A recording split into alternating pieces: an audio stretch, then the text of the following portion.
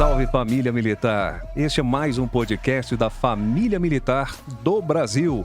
Hoje temos a satisfação de receber um nobre amigo, João Luiz Machado, fundador da LTI Consultoria, paulista de Santo Anastácio e radicado em Brasília. Como que é isso, João? Tudo bom? Prazer estar aqui com vocês. Eu nasci, na verdade, em Santo Anastácio, que é interior de São Paulo. Bem já quase a divisa no Mato Grosso do Sul.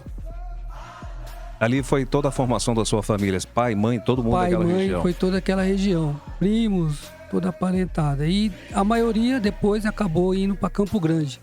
Quando houve a divisão, né, do Mato Grosso e Mato Grosso do Sul, todo mundo acabou morando em Campo Grande. Bom, e a formação escolar? Toda feita ali naquela região ou você saiu para fora para estudar? Eu fiquei lá até mais ou menos, até formar em torno de 18 anos. Na verdade, até antes, porque a minha família, o meu pai tinha ficado doente e a minha irmã já trabalhava em Marília, ainda no estado de São Paulo, um pouco mais para cá, né? Mais próximo de São Paulo, a capital. E nós acabamos mudando para Pompeia. Então, eu fiquei até a quarta série, mais ou menos, quando eu tinha 12 anos. Aí eu mudei para Pompeia, meu pai faleceu e nós continuamos morando em Pompeia. Então lá que eu acabei formando todo o restante dos meus estudos, até o 2º grau. Esposa, todo mundo também da mesma região? Não. Esposa é um longo caminho. Já é outro processo. Na verdade foi assim, depois quando eu fiz em torno de 16 anos, como eu sempre tive vontade de ser militar, já tinha essa vontade, já tinha feito vários concursos quando eu era adolescente para SPSEX, EPICAR, etc. Sempre na área militar, mas era mais tendencioso para o Exército. E aí, quando eu fiz 16 anos, eu vim fazer o concurso de fuzileiros navais aqui em Brasília. Então foi a primeira vez que eu vim em Brasília. Isso antes mesmo de servir. Isso já lá na década de 80? De 80, então mais ou menos de 1980, 70, 79, 81. Para ser mais correto. Quando eu fiz o concurso, eu passei. Porém, no final, que tinha mais uma outra fase, infelizmente existia, né, muito aquela questão de indicação, eram poucas vagas e tal, e eu fui preterido. E aí eu fiquei, vamos dizer, alistado na Marinha. Mas aí eu fiquei muito magoado com a Marinha. E aí eu falei, não quero mais servir na Marinha. Processo passado. Do processo aqui passado. Em Brasília. Exatamente. Aí eu retornei para Pompeia, fiquei mais um ano. Aí eu me alistei no Exército. O meu irmão já morava em Campo Grande, como ele conhecia um sargento, ele providenciou para que eu saísse da Marinha e fosse para o Exército. E aí que eu iniciei a minha carreira militar. Foi quando eu me alistei como soldado em Campo Grande. Então essa foi a sua primeira formação dentro do Exército. Isso aí é uma longa história que nós temos hoje, porque esse aqui, para quem não sabe, é uma das poucas pessoas do Exército brasileiro, eu acredito que das Forças Armadas num todo, que conseguiu passar por soldado, cabo, sargento e oficialato. Oficialato. Como que foi isso, João? Bom, como soldado, lá em Campo Grande, existiu prova, né? Existia concurso interno, que a gente chamava de para cabo. Eu fiz o concurso e passei. Aí eu me tornei cabo. E aí continuava estudando. Prestei concurso para a AMAN. Continuei ainda tentando os concursos, mas sem êxito. Aí eu resolvi fazer para a ESA. Tentei uma vez, não consegui. Aí quando teve o concurso novamente da ESA, como é todo mundo militar, o pessoal acaba almejando mesmo ir para a ESA. E um ano anterior tinha um colega que tinha passado, então movimentou todo mundo a estudar. E todo mundo começou a estudar. Eu também estudava, mas não estudava muito, não. Não era tão afinco assim. Não era muito afinco, não. Aí eu acho que, né, a gente tem que considerar, assim, um pouco do destino. O destino, acho que o que está mais ou menos previsto na vida da gente. Hoje eu tenho 58 anos, né, nem falei minha idade, mas eu já tenho 58 anos. Então, eu acho que a gente começa a entender por que aconteceu isso nessa época, né? E aí eu fui fazer a prova para sargento, só que o meu irmão já morava, ele era delegado de polícia, né, hoje é aposentado, e ele morava em Dourados. E eu fui para um churrasco na casa dele na véspera da prova. E chegou lá, né, com churrasco, cerveja, bebeu, passou a noite inteira praticamente. E a minha mãe, ela disse que ela era viva essa época ainda, ela não deixou eu retornar para Campo Grande, que Dourados e Campo Grande é 200 quilômetros, né, muito longe. Então ela falou, não, você dorme aí, né, tal, e no outro dia de manhã vai, de madrugada. Por uma questão muito lógica, Por uma né? questão muito lógica. E na Embriaguez. época ainda, embriaguez, e na época também não existia bafômetro, né? Menos não mal. existia, menos mal. Porém, a gente foi, eu dormi, realmente acordei umas 4 da manhã, alguma coisa assim, e fui fazer a viagem. Mas estava numa ressaca violenta, sem condições nenhuma de fazer prova. E fui fazer a prova. Chegando lá no local, esperando a prova, dei uma cochilada lá, fui chamado a atenção por um coronel lá, tal, me mandou ficar em pé. Aí eu fiz a prova, mas fiz a prova sem olhar uma questão. Só marquei as letras. Resultado, eu passei. Todo mundo que estudou não passou. Dos meus amigos. Lembrando, mas não é tira o correto, como exemplo, não é o correto. Vai correto estudar. é estudar. Por isso que eu falo que foi uma questão meio assim de destino. Para a ESA foi uma questão de destino. E aí eu fui em 87 para a ESA. Em 1987. Mas aí o senhor foi para a ESA em Três Corações. Três Corações. Escola Onde eu preparatória. conheci a minha esposa. Então Foi aí que Três vem a história de Corações. amor já em Três amor. Corações. Três Corações.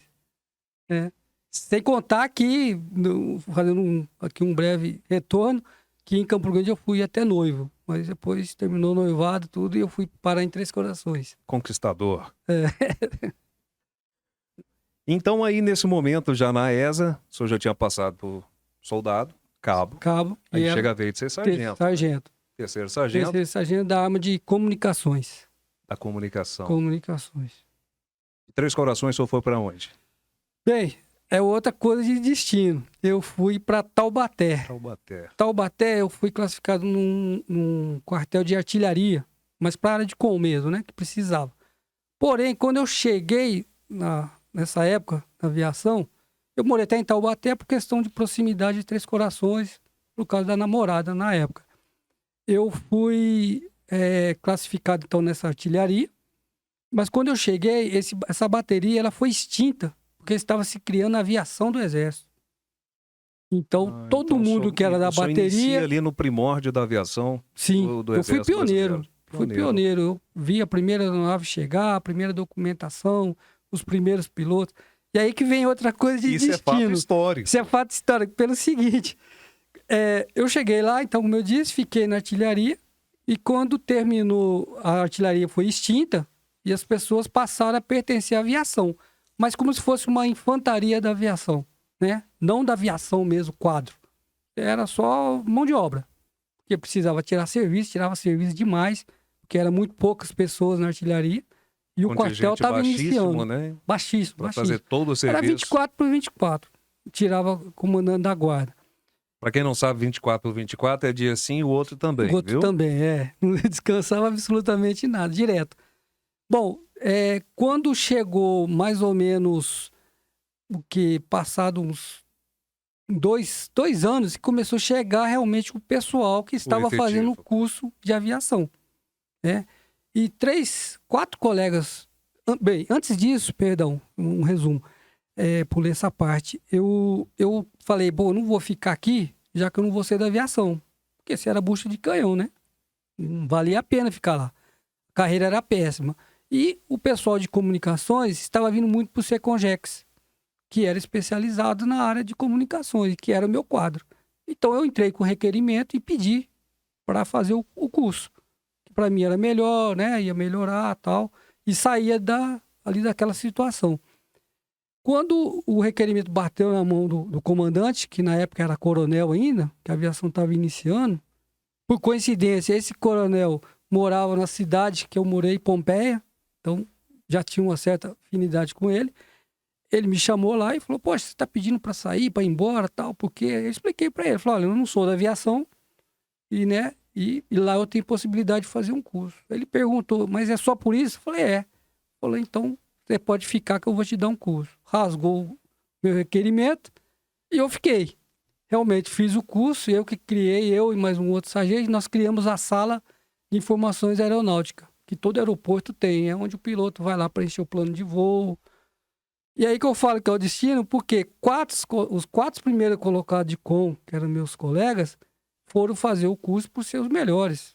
E eu, na ESA, eu saí bem mal colocado, como com. E não quis cavalaria? Não, de jeito nenhum. Fui para...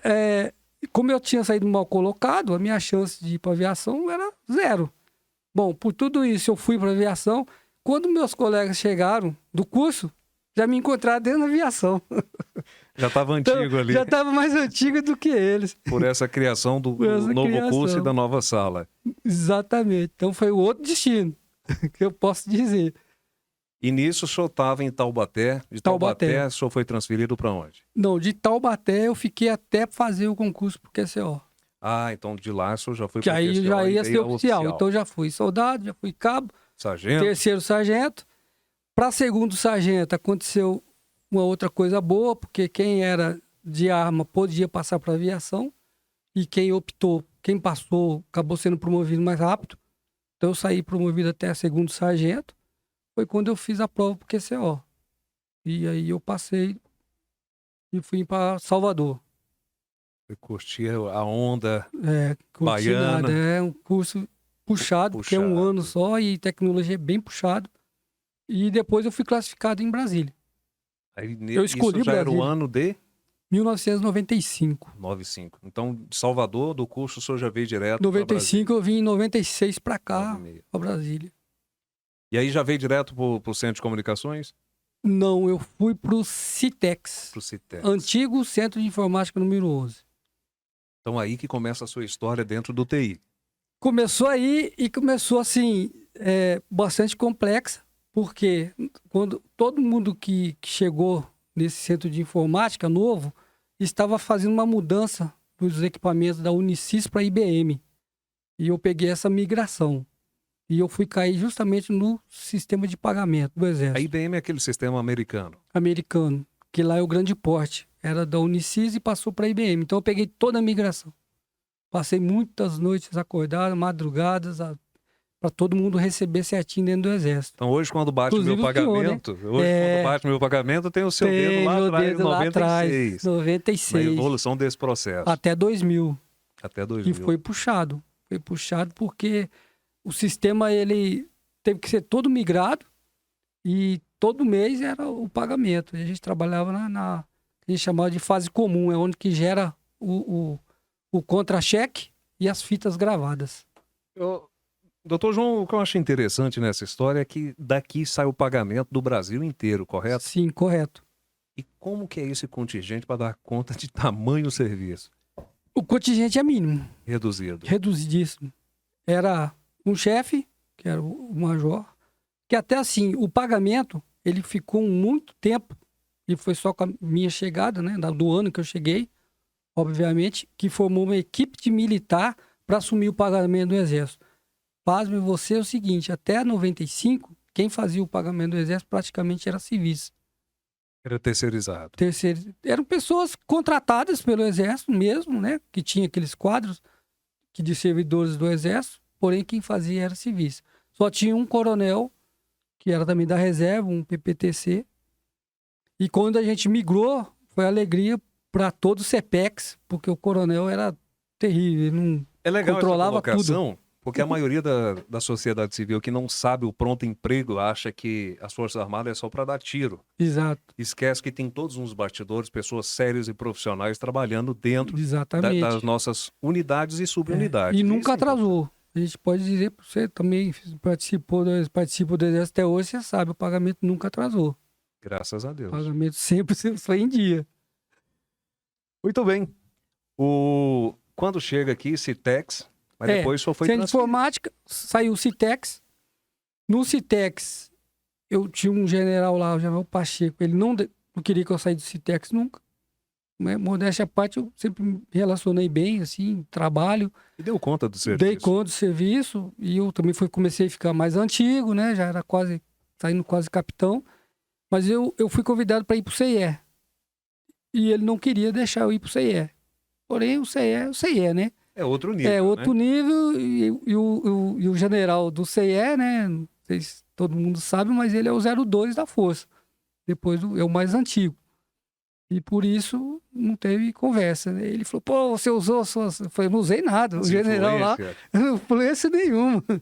E aí eu fui pro CIE e eu trabalhei na Eximex, na Escola de Inteligência do Exército. Montei uma seção de informática que não existia lá. Que aí eu comecei realmente, já envolvi na área de TI, eu fui lá para criar a área de informática dentro da escola. E ali eu fiquei até 2001. Fiquei só um ano. Um ano dentro desse sistema. Porque ou seja, nesse foi período... lá só para aprimorar e criar. Exato. É porque eu, né, todo esse período eu me casei em 89. Então, meu filho nasceu em 95, quando eu fui para o QCO. Então, quando eu vim para cá, ele já tinha nascido. E ele tinha muito problema de respiração, né? Pela seca aqui e tal. E a gente descobriu que ele tinha, na verdade, adenoide. E aí a gente quis mudar para Três Corações. Que era clima totalmente diferente totalmente desse de Brasília. diferente. Que também era um outro problema, porque eu não tinha nenhum ano de CIE. Mas aí, graças a Deus, bons relacionamentos. Eu conhecia um QCO já lá, Três Corações, que queria que eu fosse para lá. Eu era primeiro tenente ainda. E o general de lá ligou pro general daqui e falou, poxa, tem um tenente aí que vai sair capitão, queria que ele na ESA e tal. E aí, realmente, aí houve a influência do general da ESA. Do comandante. Do comandante. Aí o comandante daqui do CIE me chamou. Ele me chamou lá na sala dele, falou que se eu queria ir mesmo e tal. Eu falei que precisava, expliquei a situação. Aí ele autorizou eu sair com 8 meses, que não é normal. Mas quando um chefe requisita a gente pro ego profissional, É muito outro bom. nível. É muito bom, Muito faz bom. bem, porque é o reconhecimento do nosso trabalho. Exatamente. E aí eu fiquei na ESA de 2001 a 2005. Fui instrutor lá, então peguei toda a área de TI. Lá realmente o trabalho foi Então, quando o bastante senhor envolvido. saiu da ESA retornando a Brasília, General Araquém estava chegando O na general ESA. Araquém foi meu comandante. Eu Hum, peguei o período todinho dele. E ele que, inclusive, depois, no final, em 2004 para 2005, que era para eu retornar, porque já tinha terminado, e eu queria voltar para Brasília, né? Dos locais, ele tinha questão de PNR. E o PNR que tinha que é um problema grave. grave. Né? E tinha me colocado lá no final da Asa Sul. Eu não queria. Aí eu conversei com ele, ele me segurou mais um ano lá. Até liberar. Até liberar do lugar que eu queria. Que era a Asa Norte. Dentro da projeção. É porque realmente a PNR parece que é um problema no É Brasil crônico, inteiro, né? é crônico. É crônico. E Brasília ainda pior, porque todo mundo quer vir para Brasília. Exatamente. Todo militar quer não Brasília tem, como não tem lugar para PNR todos. para todos. Não tem. É um caso sério. Caso sério, sim. Vamos ver essa nova gestão, como que vai conseguir resolver esses problemas, né? Esperemos. E nesse caso, no seu retorno a Brasília, eu já era capitão, sim. Voltei para cá e fui classificado no COLOG. No COLOG eu fiquei também período, e aí me chamaram para ir para a DFPC, Diretoria de Fiscalização. E como está dentro do próprio COLOG, porque o COLOG, na verdade, ele tem 5 diretorias, né? Incluindo a DFPC. Aí os generais... Ali se comanda o Brasil em termos de comando exército. Logístico, sim. Em termos de exército, ali está todo o cérebro. Toda a logística está dentro dessas diretorias, que é a diretoria de aviação, diretoria de fiscalização, de material, de alimentos, né? É tudo ali. E aí eu vim para cá, eu já era capitão, quando eu vim para cá. E aí eu fiquei na DFPC até o final da carreira, até 2014. Isso é bacana. Observa-se que em cada momento da sua carreira, da sua progressão, todas elas com bastante tempo nas sessões, né? Sim. Isso é bom. Para o profissional, isso é bom. Porque às vezes quando você pega um profissional que está repassando demais as sessões, talvez não seja tão legal para a promoção. Exatamente. Na DFPC foi muito interessante. Na DFPC teve um serviço bacana. A gente tinha muito contato com a Polícia Federal, com vários órgãos. Participei de várias reuniões, mesmo com presidentes da República, Receita. Realmente lá é um trabalho diferenciado. Podemos dizer que o grande legado dessa sua vida militar tenha sido a criação das salas? Eu criei várias salas. Dessas salas de inteligência. Eu criei na aviação. Na aviação. Foi a primeira. Criei também na DFPC, que eu criei o Centro de Controle de Operações, no qual nós participamos na Copa do Mundo e na outra, que é a menor lá, como é que chama? A Olimpíadas? Olimpíadas. E teve a anterior, né? A da Copa do Mundo, que foi 2012, 2013. A Olimpíadas do Brasil. Isso. E subsequente veio a Copa em 2014. Isso. Então agora é hora de agradecer aos nossos parceiros comerciais. Hoje eu vou ter que agradecer mais do que uma vez só a LTI, porque hoje nós estamos aqui com o cara da LTI. Pessoal, você que está aí se ligando no nosso canal, deixa seu like, compartilha, deixa sua opinião, sua sugestão para os próximos programas aqui, sempre nesse âmbito de família militar. Quero agradecer a Januário, Advocacia Militar e Direito Securitário. A LTI já está aqui personificada no Dr. João, que tudo na área de LGPD, já nós vamos falar da LGPD, do certificado digital, nascimento e etc. Asa Gaúcha, o melhor do tempero do Rio Grande do Sul, no coração de Brasília. Se você não conhece, vai lá. Dá essa oportunidade de conhecer o melhor do tempero gaúcho em Brasília. Gabriel está me devendo uma visita. Estou cobrando aqui publicamente. Doutor, quando que chega o direito na sua vida? O direito chegou aqui em Brasília. Já quando eu retornei em 2005, eu já tinha iniciado, na verdade, em Três Corações. Fiz só o primeiro ano lá, em Varginha.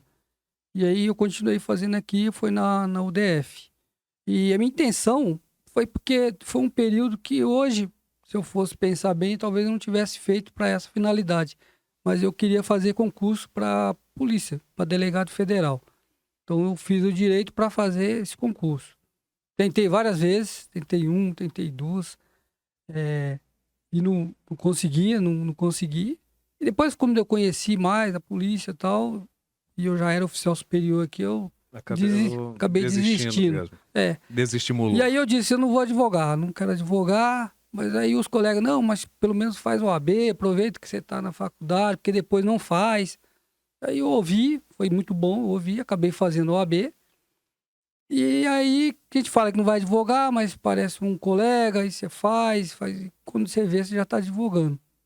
E como eu já tinha a intenção nesse período já estava com a LTI, né, que você vai perguntar depois. E aí eu fiquei tanto com a parte jurídica, assessoria jurídica, como uma consultoria, não importa de qual área, ou área jurídica ou área tecnológica. E no caso, o senhor só veio advogar mesmo depois que se afastou do Exército, né? Porque durante... Só 2015. Isso, porque durante a execução é vedado. É verdade, você não pode nem pegar a carteira do OAB. Eu fiz a OAB, na verdade, em 2008, 2009, que eu já tinha terminado, mas eu só fui pegar a carteira em 2015.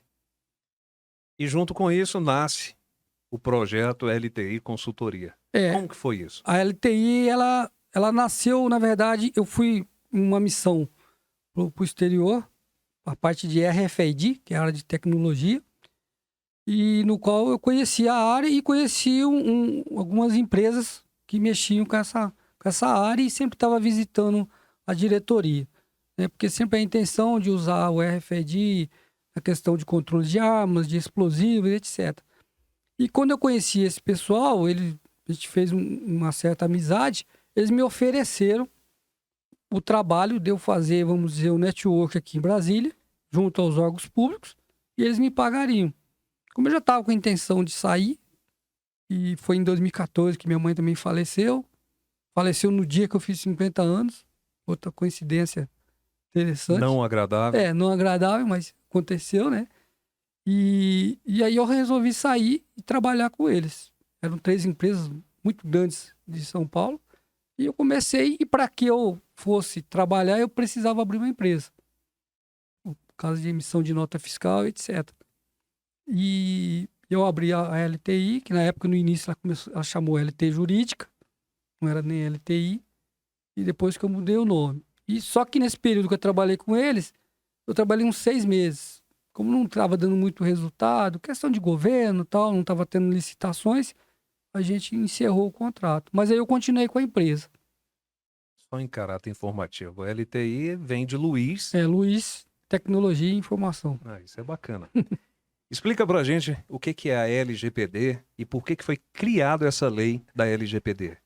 A LGPD, na verdade, ela nasceu da lei europeia, que sigla, né, é GDPR, que é a mesma coisa.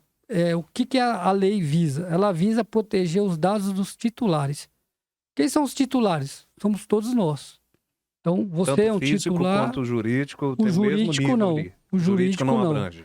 A lei ela só protege dados de pessoas físicas naturais, privada ou pública, mas de pessoas, gente, vamos dizer assim. Não CNPJ. Não empresa. CNPJ ela não protege. Porém, quem é empresa precisa ter os cuidados que a lei determina, porque toda empresa manipula dados. É impossível, né, que seja um botequinho que ele não manipule algum tipo de dado, ou dado do fornecedor dele, alguma coisa ele tem de informação. E a lei, ela surgiu justamente com esse viés, com esse propósito. O Brasil, ele foi um pouco atrasado nisso. Ele só, na verdade, surgiu em 2018. Em 2018, ainda no governo do Michel Temer, é que saiu a lei. Saiu uma lei muito ruim, no sentido de que tem muita coisa para regulamentar. Hoje já regulamentou em torno de 23 artigos, mas ainda tem muito artigo para ser regulamentado, porque ficou muito genérico. Mas precisava sair a lei. Por quê? Porque como o Brasil tinha intenção de pertencer ao OCDE, para que ele conseguisse, né? Precisava ser adequado. Ele precisava ser adequado à Lei Geral de Proteção de Dados. Por isso surgiu a lei. Então ela surgiu em 2018, ficou em vacácio legis, né? 2 anos sem funcionar, vamos dizer assim, até 2020. Aí, em torno mais ou menos de agosto de 2020, ou outubro, se eu não me engano, ela realmente entrou em vigor. Porém, ela está muito devagar, porque foi criado a ANPD, que é a Autoridade Nacional de Proteção de Dados. Hoje que ela está se reestruturando, começou apenas com 30 pessoas como funcionários, então para atingir o Brasil inteiro é impossível, né?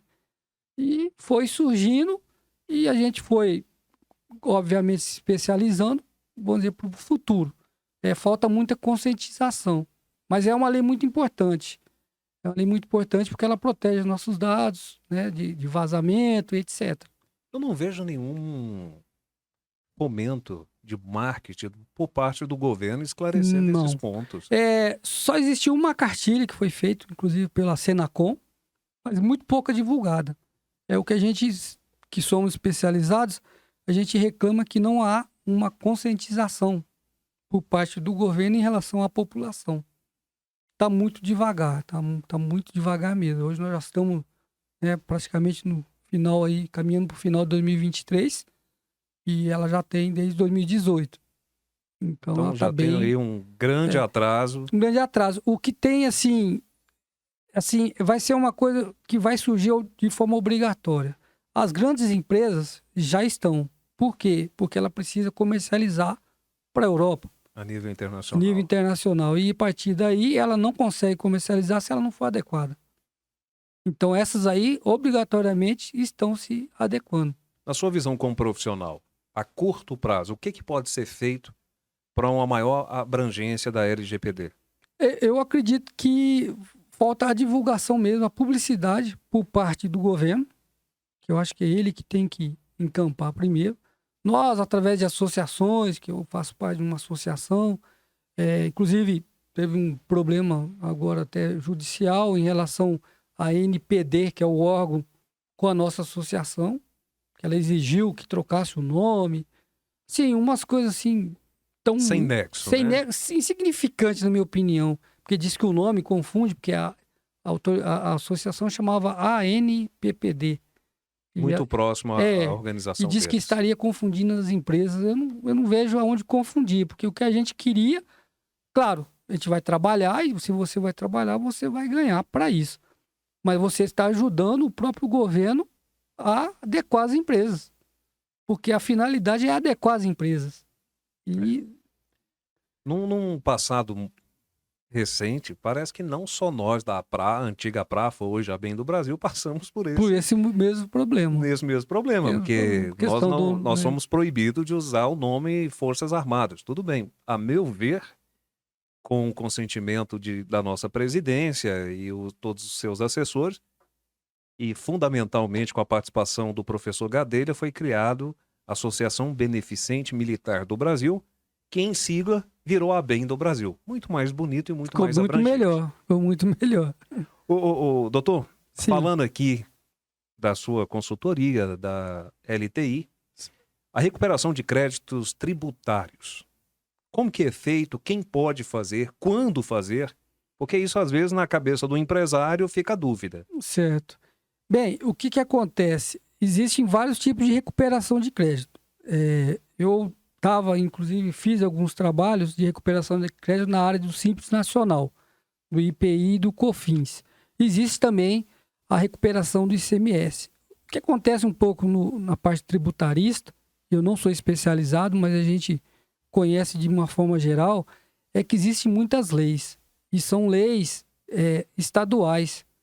Então, quando você vai tratar de recuperação de crédito no imposto, no ICMS, por exemplo, é um complexo de lei muito grande. E, infelizmente, aqui em Brasília a gente sente isso até através da LTI, não existe tantos profissionais na área de contabilidade tão assim voltado, né, para esse tipo de trabalho. E aí surgem as consultorias. Então, como eu disse, a gente fez o PIS/COFINS, que é o mais simples, que é em cima de todo o produto monofásico. Então, o que acontece? Quando é recolhido o simples, geralmente o produto, por ele ser monofásico, ele tem lá um código que a gente chama de NCM. Se ele estiver errado, ele está recolhendo a maior. Isso não é culpa do contador, porque pode achar, e a gente tem problema às vezes até de recuperar de uma empresa, porque o contador não quer passar a informação, achando que você está, vamos dizer, falando mal do trabalho dele. Não é isso. A questão é que, como ele não tem um sistema para facilitá-lo, é impossível ele saber todos os produtos que estão com o NCM errado. Senão ele teria que entrar num cadastro, às vezes, de 1000 itens e ficar olhando um por um, né? Então, você imagina o trabalho que ele ia ter todo mês. E não, através de sistemas que já existem, sistemas que já fazem essa depuração e faz a recuperação. Então, dos últimos 5 anos, você pode recuperar, em relação ao PIS/COFINS, às vezes R$2.000, R$3.000, que está sendo pago a mais. Mas seria importante esclarecermos ao empresário como recuperar. É para aqueles que emitem nota. Sim, aqueles que trabalham dentro da legalidade. Exatamente, porque eu peguei, inclusive eu estava fazendo uma análise de um cliente em que ele tinha 4.000 para recuperar. Porém, ele estava em débito na Receita. Então, eu disse a ele, você não vai recuperar. Na hora que eu pedir, vai dizer, tá bom, você está me pedindo dinheiro, que é seu, mas você me deve. Então, não vai recuperar absolutamente nada. Fica emblemático, emblemático. Né? Então, é melhor não mexer, né? E é uma situação assim... em Brasília, parece assim, talvez por ser muito na área pública, as empresas aqui, a gente tem muita dificuldade delas quererem emitir nota. É muito diferente do estado de São Paulo. Isso eu falo, porque São Paulo, a cobrança lá é maior da parte da Receita. A Receita daqui também agora está começando, vamos dizer, a funilar, fiscalizar melhor. Lá é um pouquinho mais abrangente, muito mais rígida do que aqui no Distrito Federal. Muito mais.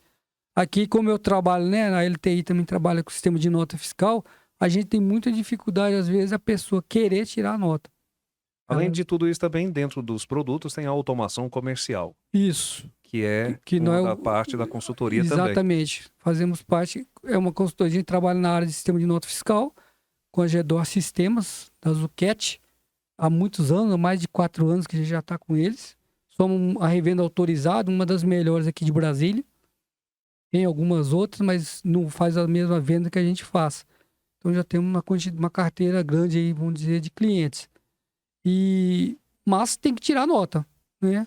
Tem que fazer o básico, Tem que fazer o básico. Para receber lá na frente, retroagir esse dinheiro, tem que exatamente. trabalhar. E em conjunto, por ser consultoria também, a gente faz a questão de certificado digital. Isso é uma coisa que todo empresário necessita. Uma hora ou outra ele precisa de certificado digital. Apesar de ter agora a plataforma GovBR, deu uma diminuída, mas mesmo assim ele continua precisando. E as soluções do RFID?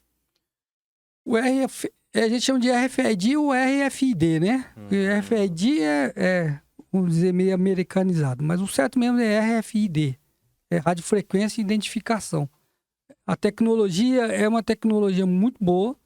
Nós temos trabalhos aqui no HCB, Hospital da Criança de Brasília, porque eu sou parceiro da empresa que tem o software, que é a WordTech, em São Paulo. E eu que faço a parte, vamos dizer, do tagueamento, da instalação. Então, eu que tenho contato com a empresa. E agora nós ganhamos também a licitação do Sebrae Pernambuco, que a gente vai iniciar agora a partir de outubro. O mesmo tipo de trabalho. Então, o RFID ele é utilizado para fazer a identificação de patrimônios. A facilidade é a rapidez que você faz o seu inventário. Então, um inventário mesmo do HCB são 18 mil itens. Então, você imagina o inventariante ter que ficar abaixando e vendo o número por plaquinha. Cada plaquinha daquela. E conferindo se está correto ou se está faltando. O RFID não. Você tem um leitor a distância de 3 a 4 metros. Dentro do ambiente você faz toda a leitura. É a tecnologia facilitando a vida. Facilitando a vida. Que está dentro da LTI também. Que é nosso outro segmento. É uma outra segmentação outro carro-chefe. da empresa. Exato. Com tudo isso, nós propusemos uma parceria. O senhor prontamente nos atendeu. O que o senhor vê de futuro dentro desse nosso projeto? Uma vez que a gente faz uma proposta de fazer a nossa assessoria, consultoria, porque muitas das pessoas não sabem que além do podcast, o podcast é apenas uma ferramenta de divulgação da Associação Beneficente Militar do Brasil. Qual que é a sua visão hoje para o progresso desse projeto? Da LTI, você LTI diz... barra ABEM do Brasil. Bom, eu vejo, assim, muito sucesso. Primeiro, como você mesmo disse, somos consultoria, que a gente faz? Dentro da área de assessoria jurídica, a gente tem toda a possibilidade de assessorar os futuros associados ou até os que já existem, né? Como tecnologia, a gente já está junto, né? Na parte de administrar o site, fazer toda a administração, Instagram, porque é dentro da área de tecnologia. Então, nós estamos, na verdade, juntando dois segmentos, né? Praticamente, tecnologia e área jurídica. Dentro da área jurídica, vai poder ajudar os associados, dentro ali de alguma causa, alguma intenção. Então, eu vejo, assim, só sucesso. Eu não vejo, né, uma parceria muito boa para ambos. Porque um serviço feito com seriedade não tem outro caminho a tomar, a não ser o sucesso. Exatamente. E consultoria é que às vezes as pessoas confundem, mas que falam, consultoria é só papel, vai ficar juntando papel. Não é bem isso. A ideia da consultoria é o seguinte, é você resolver o problema do seu cliente. O problema que ele tiver, não importa. Seja qual for. Você vai buscar uma solução para ele, mesmo que para isso você faça parceiros. E que é o caminho, melhor é a parceria hoje. Ou seja, a LTI hoje se torna a última porta a ser batida. Exatamente. Ali tudo se resolve. Tudo se resolve. Não sai de lá sem solução. Isso é importante. Não importa, precisar de contador, a gente conhece muitos, até por causa de mexer com certificados, para indicar, que são vários parceiros nossos. Então depende da localização, né? A empresa fica em Planaltina. Quero um contador mais próximo. A gente conhece. Então, a gente tem muitos parceiros. O senhor conhece bem a nossa ideia, o nosso projeto. Todo mundo que aqui vem nos visitar, bater esse papo gostoso, a gente sempre pede para deixar uma mensagem. Ainda mais o senhor, que saiu lá de baixo. Um soldado que conseguiu chegar ao oficialato. Deixa uma mensagem de motivação para a sociedade brasileira, que possa também se inspirar na sua história e criar uma nova vida. O que eu posso dizer, como eu disse, já com 58 anos, é assim, nunca desista do teu sonho, o que você pretende. Às vezes você acaba, o teu rumo é desse lado esquerdo, pelo intempéries da vida, você acaba indo para outro lugar, mas você vai voltar para o lado esquerdo, não adianta, né? E isso aconteceu comigo, vamos dizer, porque quando eu estava lá no exército, no meio da carreira, obviamente, por influência, às vezes, de algum colega que está estudando para um outro concurso, você vê um melhor salário, uma, né, possibilidade de ir para um tribunal de contas, principalmente em Brasília, né? Que é uma área de concurso gigante, Abrangente, muito abrangente. extensa. E aí você acaba mudando. Mas, na verdade, você volta porque, na verdade, era aquele seu caminho. E era meu sonho, na verdade. Então, tanto é que eu terminei dentro do Exército. Por mais que eu tentei sair, eu não consegui. Para nenhum concurso, e estudava muito, mas não consegui.